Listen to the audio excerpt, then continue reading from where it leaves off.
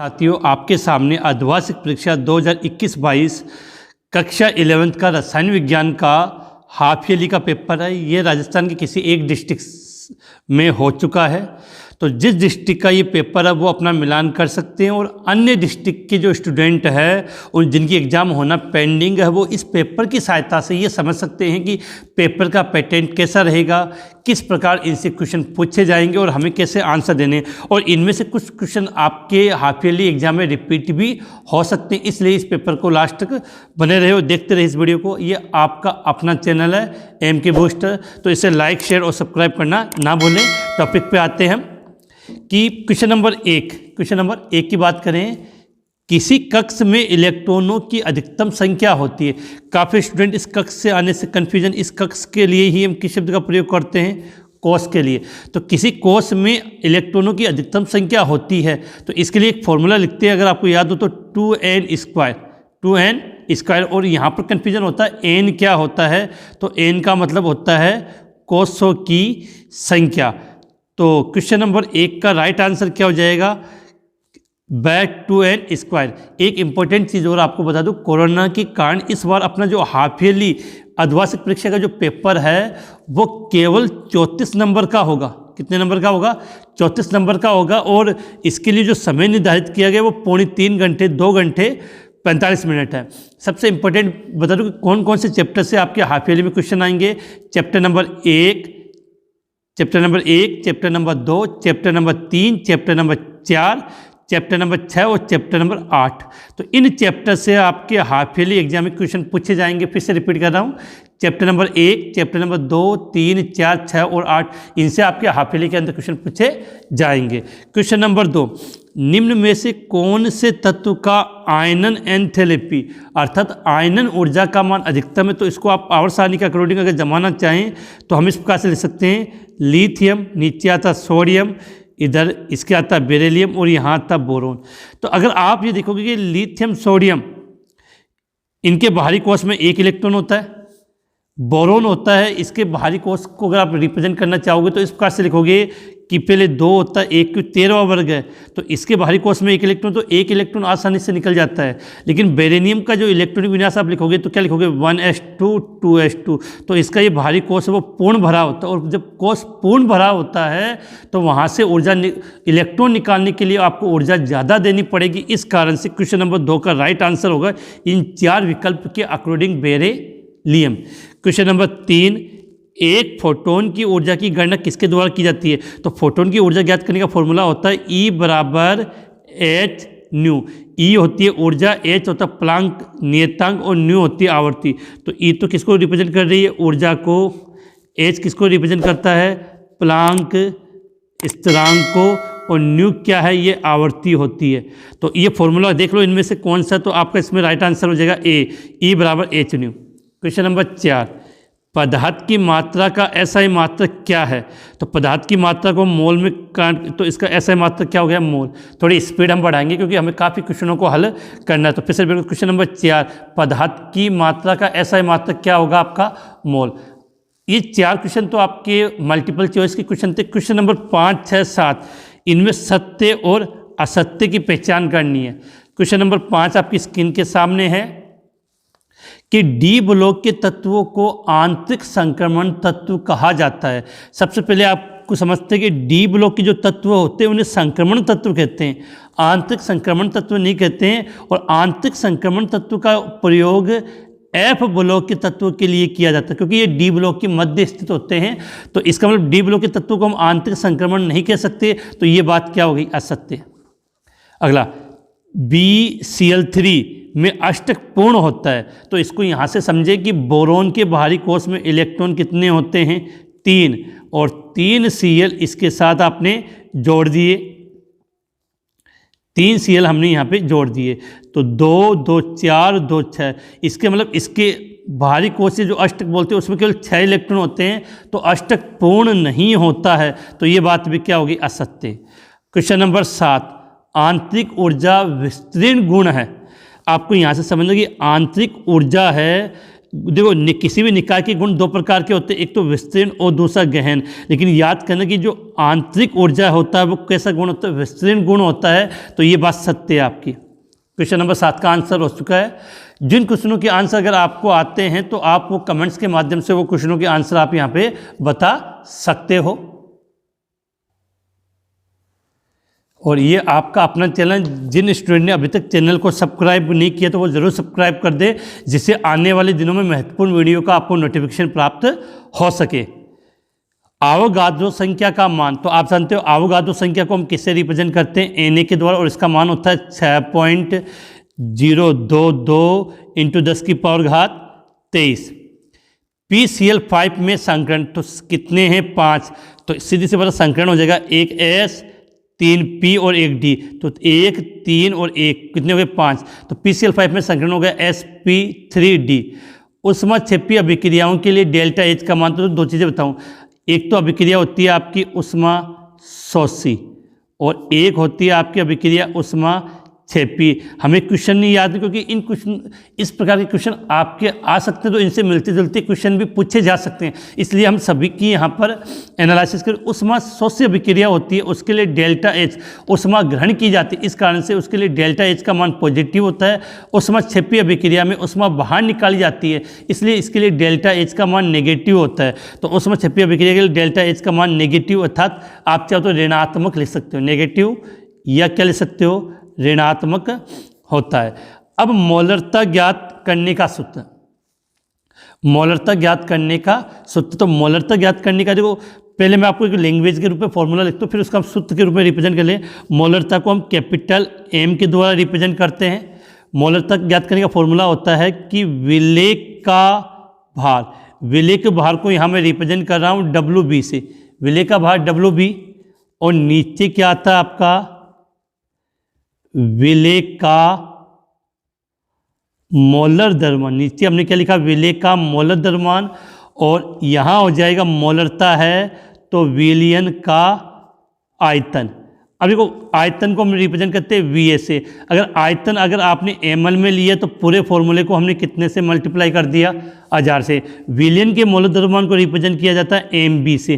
तो इसी को शॉर्ट रूप में लिखना चाहो मोलरता को, तो कैपिटल M बराबर विलेय के भार को रिप्रेजेंट करोगे WB से, विलेय का मोलर द्रव्यमान MB, विलयन का आयतन VS, और ml में है तो मल्टीप्लाई कितने से, 1000 से। तो ये हो गया आपका मोलरता का सूत्र, जो मैंने यहाँ रिप्रेजेंट कर दिया।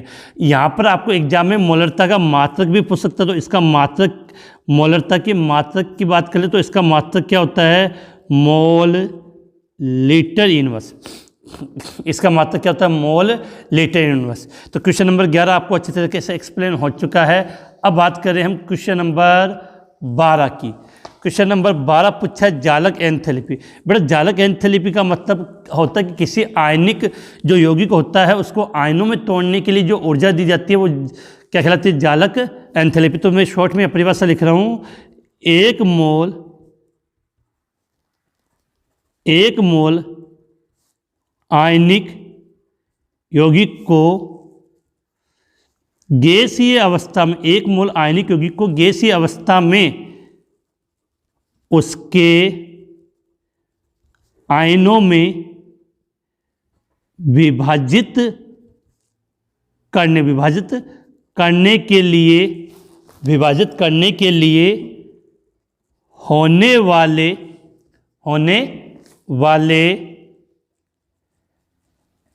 एंथैल्पी परिवर्तन को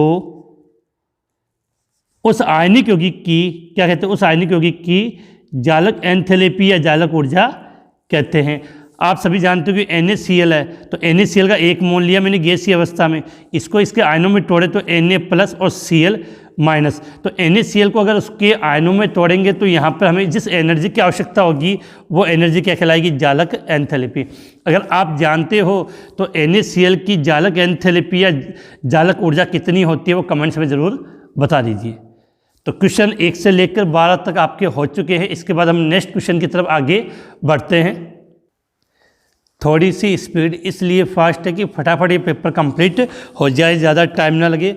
अब पूछा गया ऊष्मागतिकी का प्रथम नियम, तो आप ही जानते हो कि ऊष्मागतिकी के प्रथम नियम को ही हम क्या बोलते हैं, संरक्षण का नियम।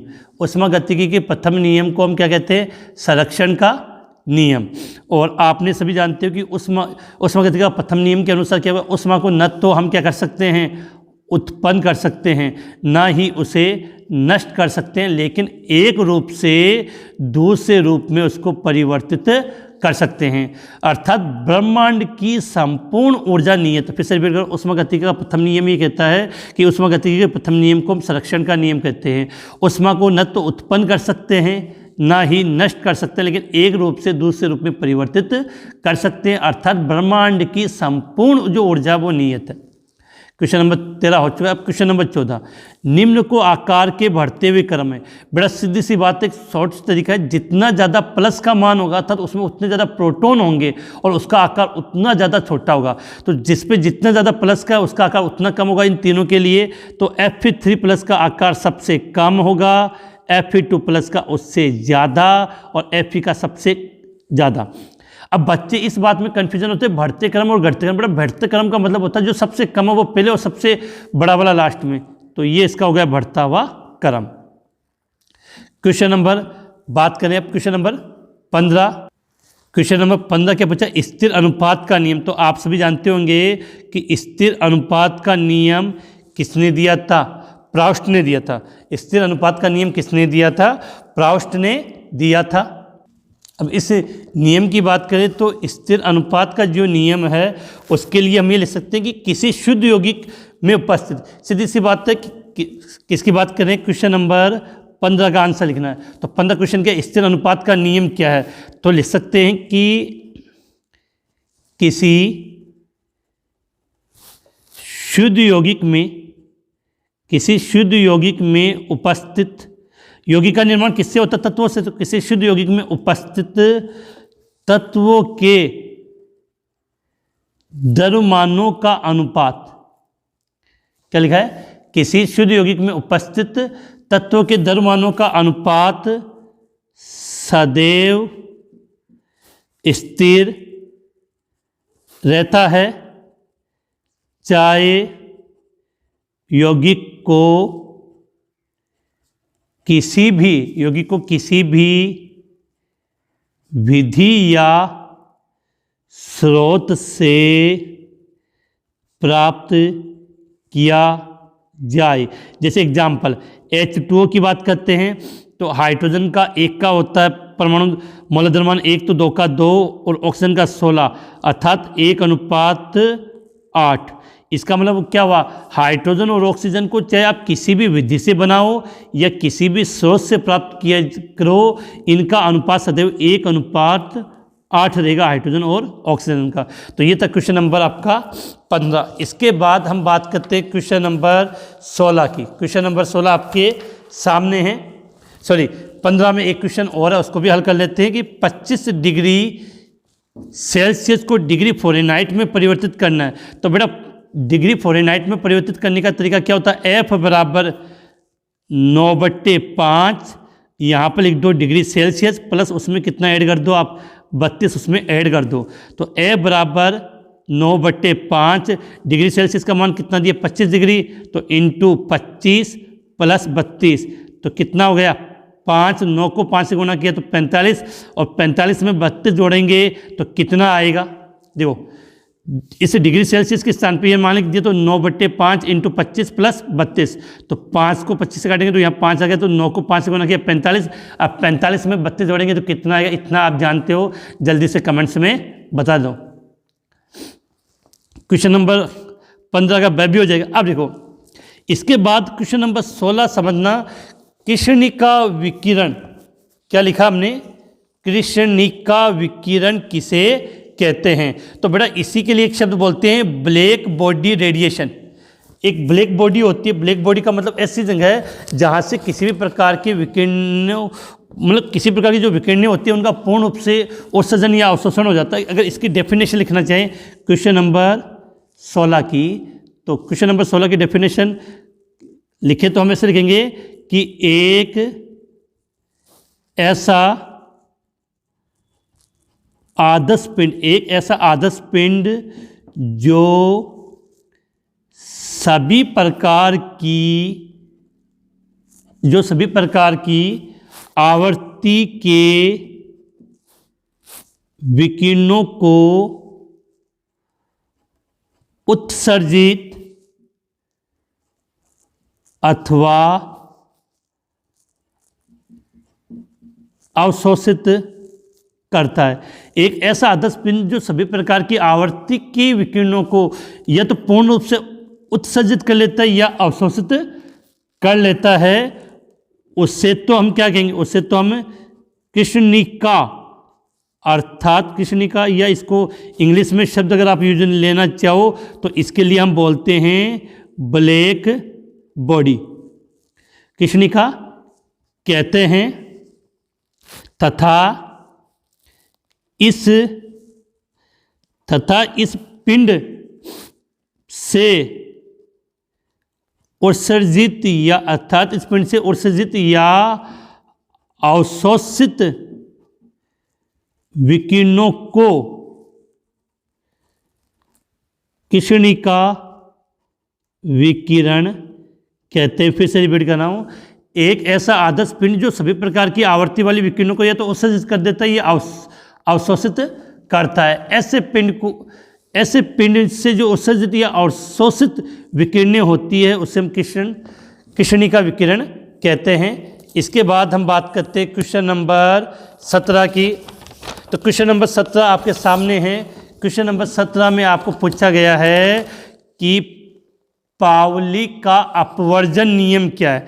तो ये तो आपने बहुत सिंपल सा क्वेश्चन है, आपने सुना होगा। पाउली के अपवर्जन नियम की अगर हम बात करें, पाउली के अपवर्जन नियम की बात करें तो इस नियम के अनुसार क्या था कि किसी भी किसी एक ही परमाणु के 2 इलेक्ट्रॉनों के लिए चारों क्वांटम संख्याओं का मान समान नहीं होता है। तो कह सकते हैं कि इस नियम के अनुसार या पाउली का जो अपवर्जन नियम है, क्या लिखेंगे कि इस नियम के अनुसार, थोड़े बड़े बड़े क्वेश्चन तो लिखने में थोड़ा टाइम लग रहा है।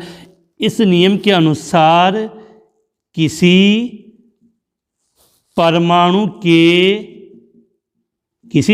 के किन्हीं 2 इलेक्ट्रॉनों के लिए, इस नियम के अनुसार किसी परमाणु के 2 इलेक्ट्रॉनों के लिए चारों क्वांटम संख्याओं का मान समान नहीं होता है। तो अर्थात किसी एक परमाणु के अगर 2 इलेक्ट्रॉन की बात करें तो उनके लिए चारों क्वांटम संख्याओं का मान समान नहीं होता। और आप चारों क्वांटम संख्याएं जानते होंगे। नंबर 1 मुख्य क्वांटम संख्या, नंबर 2 दिगंशी क्वांटम संख्या, नंबर 3 चुंबकीय क्वांटम संख्या और नंबर 4 चक्रण क्वांटम संख्या। तो क्वेश्चन नंबर 7, ये क्वेश्चन नंबर आपका कौन सा था, 17 हो चुका है। इसके बाद अगर हम आगे बात करें तो क्वेश्चन नंबर 18 आपके स्क्रीन के सामने, उत्कृष्ट गैसों की आयनन एंथैल्पी का मान अपने आवर्त में उच्चतम होता है क्यों। देखो बेटा, जो उत्कृष्ट गैसें होती है, किसकी बात करें, उत्कृष्ट गैसें, अगर इनका इलेक्ट्रॉनिक विन्यास होता है तो 2NH2NP6, अर्थात इनका जो अष्टक होता है, इनका 72 कोष क्या होता है, पूर्ण भरा होता है। और 72 कोष पूर्ण भरे होने के कारण इनसे इलेक्ट्रॉन निकालने के लिए अधिक ऊर्जा की आवश्यकता होती है। लिखना कि इनका 72 कोष पूर्ण भरा होने के कारण इलेक्ट्रॉन निकालने के लिए अधिक ऊर्जा की आवश्यकता होती है। इसी कारण से इनकी जो आयनन एंथैल्पी होती है वो क्या होती है, उच्च होती है। इसके बाद हम बात करें क्वेश्चन नंबर 19, हैस का नियम। अगर आप जानते हो तो ये क्वेश्चन आपके चैप्टर नंबर 6 में से पूछा गया है कि हैस का नियम क्या है। तो हेस का नियम आपने पढ़ा होगा, बिल्कुल सिंपल सा नियम था कि इस नियम के अनुसार यदि एक रासायनिक अभिक्रिया को एक से अधिक प्रकार से किया जाए तो उनमें होने वाला जो एंथैल्पी परिवर्तन है वो सदैव समान रहता है। तो क्वेश्चन नंबर 19 आपके सामने इसका आंसर लिख रहा हूँ कि इस नियम के अनुसार, क्या लिखा, इस नियम के अनुसार यदि किसी रासायनिक अभिक्रिया को, इस नियम के अनुसार यदि किसी रासायनिक अभिक्रिया को एक से अधिक विधियों के द्वारा संपन्न करवाया जाए, इस नियम के अनुसार यदि किसी रासायनिक अभिक्रिया को एक से अधिक विधियों के द्वारा संपन्न करवाया जाए तो इन सभी विधियों से कुल एंथैल्पी परिवर्तन समान रहता है। आपने क्या किया, एक तो डायरेक्ट ए से क्या बना लिया बी, दूसरे प्रोसेस में क्या किया, आपने पहले ए से बनाया सी, सी से बनाया डी, सी से बनाया डी और डी से फिर वापस क्या बनाया ए। तो यहाँ पर जो एंथैल्पी परिवर्तन होगा डेल्टा एच, वो यहाँ पर डेल्टा H1, डेल्टा H2 और डेल्टा H3 के योग के बराबर, मतलब इधर वाला ए से बी बनाने के लिए एंथैल्पी परिवर्तन डेल्टा एच है और इसको इतने लंबे प्रोसेस से लिया तो delta H1 plus delta H2 plus delta H3 के बराबर होगा।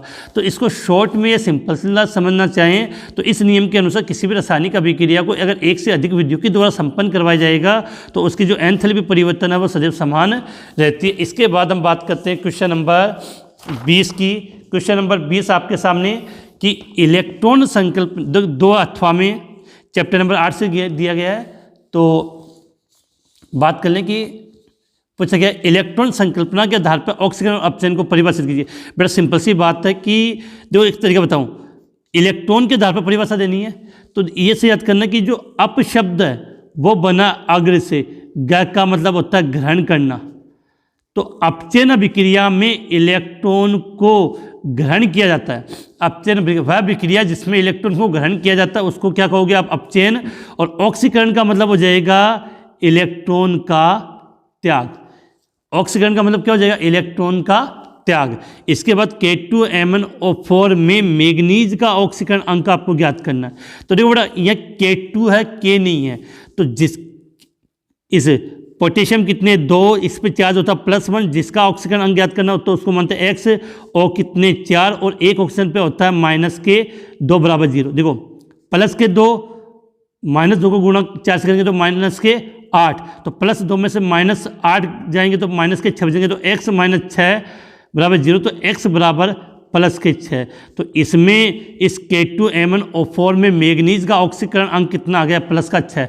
ध्यान रखना कुछ जगह आपको ये लिखा मिलेगा KMnO4, ये लिख दो KMnO4, यहाँ केवल K है। उस कंडीशन में इस मैग्नीज का जो ऑक्सीकरण अंक होता है वो +7 होता है। क्या होता है, +7 होगा। अगला क्वेश्चन इसी का अगला सा, ऑक्सीकरण संख्या विधि द्वारा निम्नलिखित रेडॉक्स अभिक्रिया को संतुलित कीजिए। तो बड़ा ये प्रोसेस बड़ी, इस रिएक्शन को आप संतुलित कर रहे हो, इसका एक वीडियो मैंने डिस्क्रिप्शन में लिंक दे दिया है। डिस्क्रिप्शन में लिंक की सहायता से आप इस रिएक्शन को आसानी से संतुलित करना समझ सकते हो, और चैप्टर नंबर 8 की वीडियो का मैंने लिंक डिस्क्रिप्शन में डाल दिया है, वहाँ से आप इसको ईजिली समझ लेना। ये सेम क्वेश्चन इनमें से आप एक कर सकते थे। अब क्वेश्चन नंबर 21 की बात कर लेते हैं। Question number 21। अब क्वेश्चन नंबर 21 में आपके सामने 2 क्वेश्चन दिए। पहला तो है सिग्मा बंध पाई आबंध से प्रबल क्यों होता है। बेटा एक तो ये समझना कि सिग्मा बंध कब बनता है।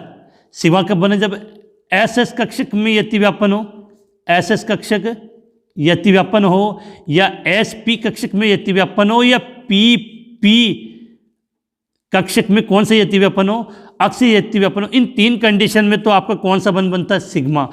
पाई बंध का निर्माण कब होगा, जब PP कक्षक में सम पार्श्विक अतिव्यापन होता है तब पाई बंध का निर्माण होता है। अब होता है क्या है कि जब सिग्मा बंध के निर्माण में जो ये PP कक्षक या जो कक्षक होते हैं इनमें यतिव्यापन होते हैं, तो यतिव्यापन की मात्रा काफ़ी अधिक होने के कारण एति व्यापन की मात्रा काफ़ी अधिक होने के कारण ये प्रबल होते हैं। तो शॉर्ट में अगर लैंग्वेज को अगर लिखना चाहें, इसका रीजन अगर हम देना चाहें तो इसका आंसर मैं इसमें यहाँ पे लिख रहा हूँ, छोटी आप समझ जाओ कि सिग्मा आबंध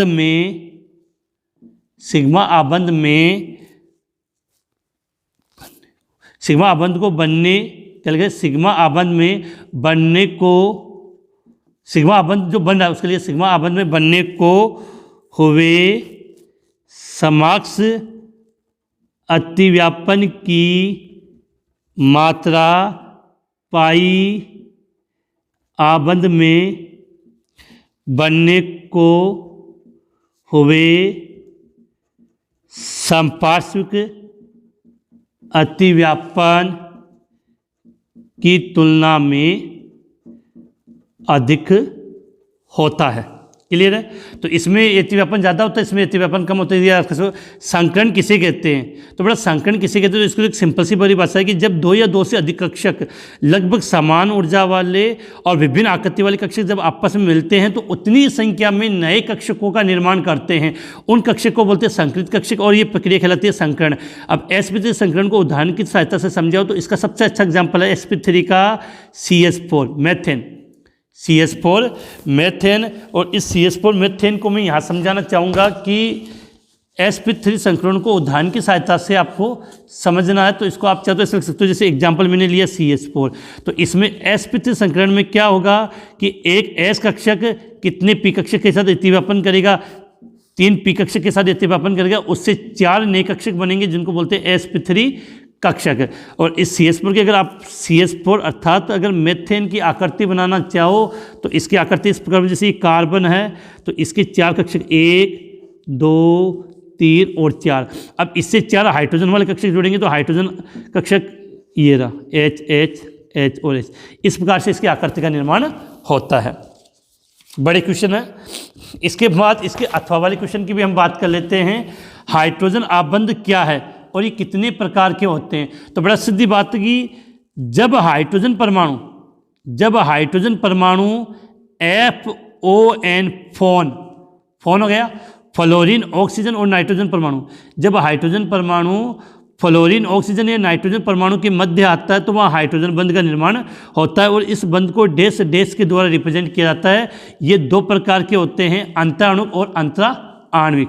अब लिखा है H2 अणु का कक्षक चित्र बना के सिद्ध कीजिए कि इसके आबंध की कोटि 1 होती है, अर्थात H और H के मध्य एकल बंध बनता है, इसे बोलते हैं कोटि 1। और प्रकृति क्या होती है? प्रतिचुंबकीय। समझना बेटा, इसको समझने का तरीका होता है कि यह हाइड्रोजन, यहाँ हाइड्रोजन मतलब ये H परमाणु और ये H।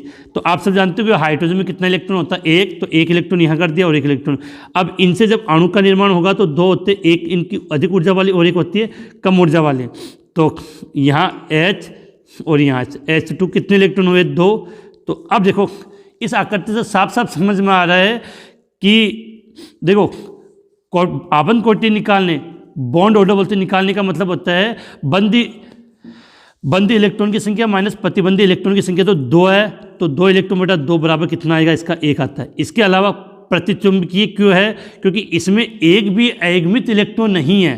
तो लिख सकते हो कि इसके अंदर एक भी अयगमित इलेक्ट्रॉन उपस्थित नहीं होता है। तो अयगमित इलेक्ट्रॉन उपस्थित नहीं होने के कारण इसकी आकृति, इसकी जो प्रकृति वो क्या हो गई? प्रतिचुंबकीय। तो ये 11th क्लास की हाफ ईयरली का पेपर मैंने हल करवा दिया है। आप किसी भी डिस्ट्रिक्ट के हो तो आपके हाफ ईयरली का पेपर मुझे ज़रूर सेंड करें, जिससे उसको हल करवाई जा सके और आप अपना मिलान कर सको कि आपने कितना सही किया और कितना गलत किया। इसी के साथ ये क्लास समाप्त होती है। चैनल को लाइक शेयर सब्सक्राइब करना ना भूलें।